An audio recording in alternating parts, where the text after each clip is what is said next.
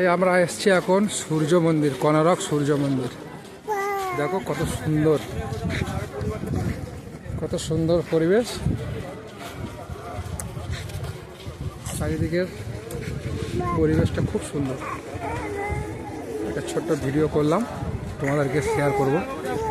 কত লোক দেখো, স্কুল থেকে এসছে, ওখানে সব বসে আছে, স্কুল থেকে এসছে, সব স্কুলের থেকে এসছে।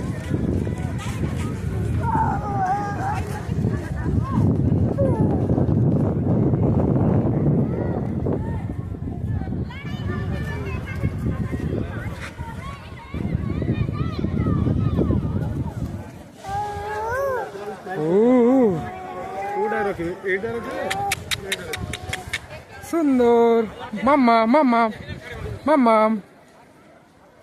মাম্মা, এই পারে পারে পারে, এই দে পারে পারে পারে, হে হাল্লাবা এপারে দেখ,